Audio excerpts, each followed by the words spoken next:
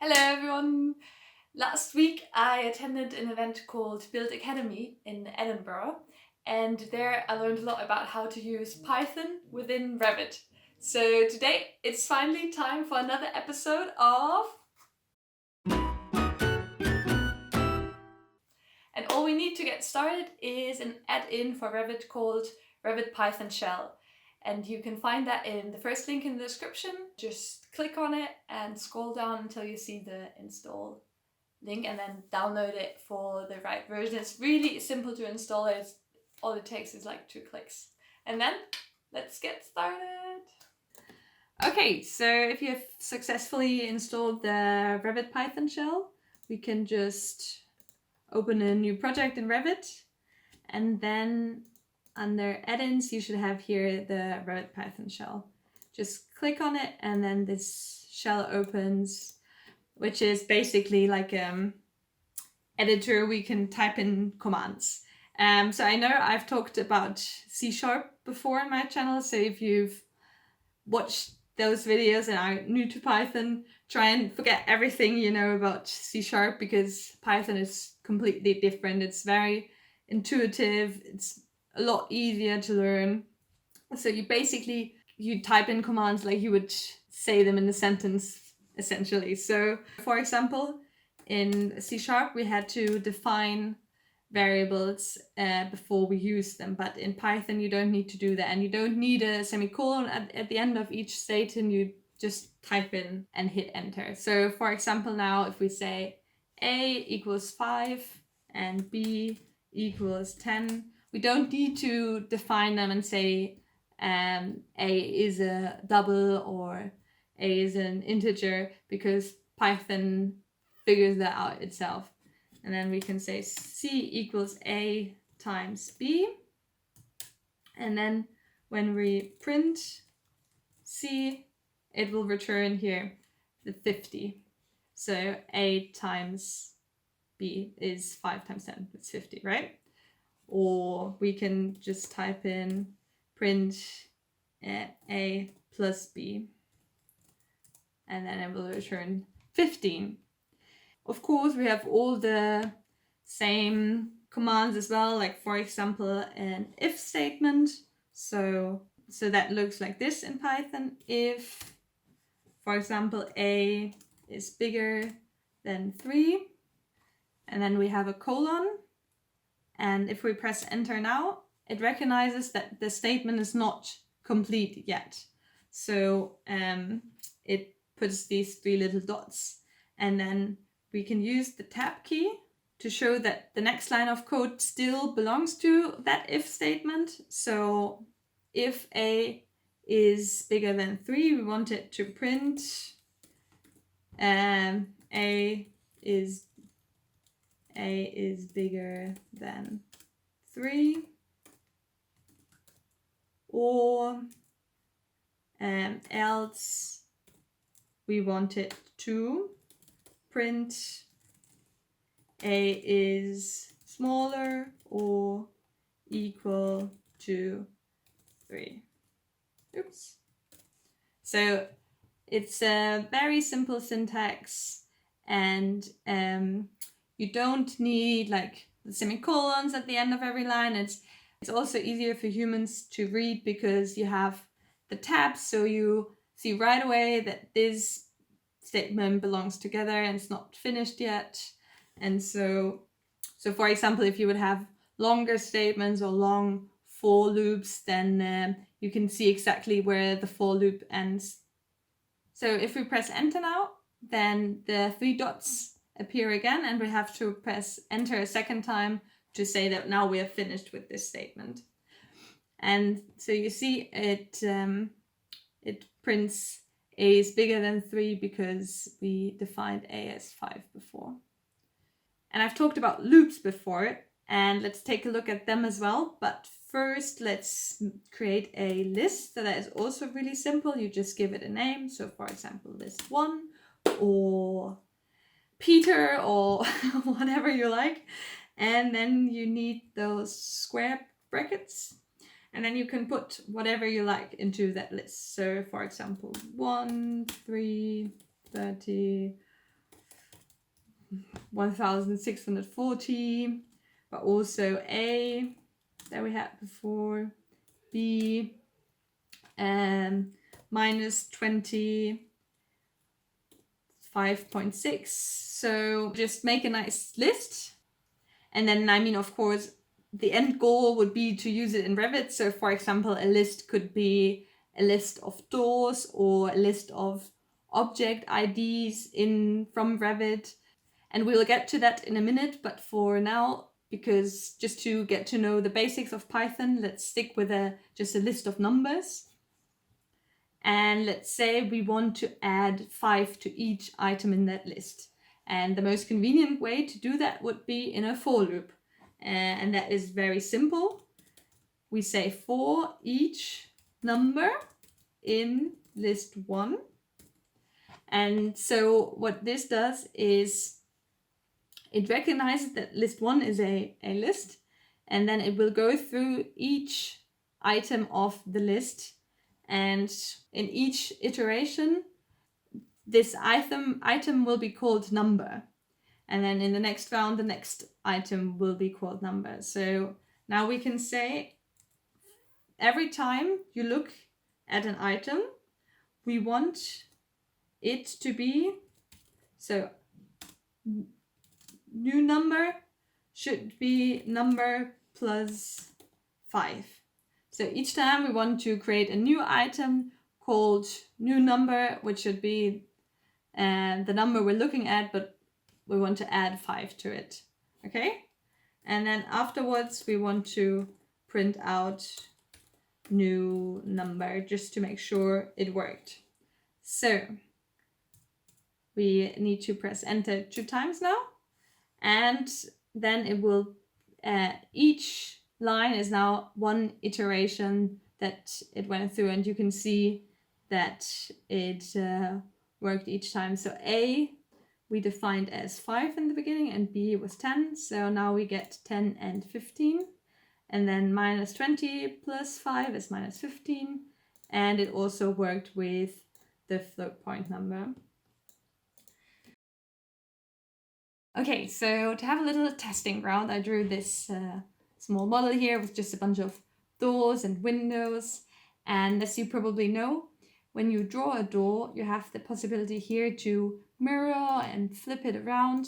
But actually, there is no built-in parameter in Revit that tells you whether or not your door has been mirrored. And in some cases, this might be it might be necessary to know, because you have, for example, 2 different families or 2 different kind of doors for the left hinged or the right hinged door. So it is really a problem when people just mirror the door instead of use the different type of door. So we want today to create a little code we can see which doors in our project are actually mirrored. And to follow along, the first thing I want you to do is to click on the second link in the description, which takes you to the actual course material from the course that I took at Build Academy, which is public, which is really nice. So, and I asked the teacher if I can share it with you. So if you follow the link, you will get to this page here, and just open it, because later we'll need to copy some code from there. So the easiest way to bring elements from Revit into our Python code would be to just select them and then open up the Python shell. And now all the elements that we have selected are saved in a list called selection. So for example, now we could create a new list called doors. Okay, sorry.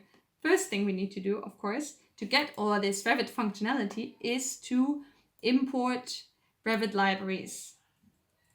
So there are a few Revit libraries that have like predefined functions that we can use, and will make it a lot easier to work with Revit elements. So just copy those 2 lines of code from here and put it into your Python shell, and that will add some functionality to it. So now what I wanted to do is to use the list selection, which, as I said, has all the elements that we had selected before opening up the Python shell. So now we want to create a list doors that is the same as, that has all the elements, that gets all the elements from the selection list.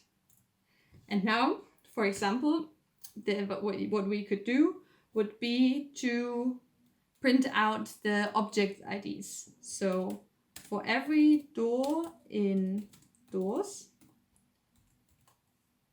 we want to get the element ID, and that is very convenient to do. So print and then door, and we just type in ID, and because there's a like predefined function behind that, it will know exactly what we do because we imported those Revit libraries. And now if we hit enter, we get the IDs of all the elements that we had selected. So for example, now we could copy the ID and use select by ID here, put it in, and so it finds us the door that we had copied. I mean, of course, this is very simple, but it's also inconvenient to select elements by hand. So let's find out how to, for example, import all doors. So every time you open up the Python shell, it's like a fresh start. So again, now we need to import the libraries. And as we do, you can also copy the next 2 lines of code, which are a short form of this code that we have up here, that finds all the doors in your project. So the first thing it does is it looks into the document that you have open, so our Revit project here, find the category doors, like the built-in category doors, and it has this little OST that nobody knows what is supposed to mean before it, but you just have it like this. So for example, OST windows would be all windows. And then take all the model instances that we have in the project. So that is exactly what we want to do. But because we use those little like nicknames, we don't have to type it out like this, but we can have it a little bit shorter. So FEC would be here short for filtered element collectors. So that means we don't have to type this really long word out. But yeah, but we now can just copy it from here. And then we should have a list called doors with all the door instances that are in the project. And now what we could do, for example, is we want to find out all the doors that are mirrored. So let's again open up a for loop to go through every door in our doors list. And then maybe to have a bit more structure, let's first put in just a line of hyphens. You will see that it looks a lot nicer than that once we print it. And then again, we might just want to print the door ID so that we'll know what doors we are looking at. And then we want to find out if the door is mirrored or not. So we want it to print a statement that tells us whether the door had been modified, had been mirrored. And there actually, even though it's not in the Revit UI, is a property in these door elements that stores whether or not the object had been mirrored. So now if we press enter twice, it will give us this little list with door IDs, and then true if it has been mirrored or false if it has not been modified. And so we could now copy all these element IDs and would know exactly which doors we need to change. And of course, you can also look up other things. So for example, let's say, so we do the same thing as before. We use a for loop. And first thing is we want to print a little line of hyphen. So you see what it did here, right? It made this little like separation line, which just makes it easier to know what belongs together, so that this is one door and then this is the next door, etc. Okay, so let's keep that and also keep the door ID. Oh yeah, and what you see now here is, I don't know why this didn't came up before, but because we loaded those libraries, we can see what kind of like standard functions there are for the elements we use. So for example, now because I typed in door and it recognized that it is a door element, I can see that, for example, I can here look up the ID or whether it's hidden or not, or all these other kind of things. So let's stick with ID. Now let's say we also want to know what type of door this is. So we look at the door again, and then we need to write symbol, and then we can say lookup parameter. So if you want to know the type of an object, you need to type symbol before.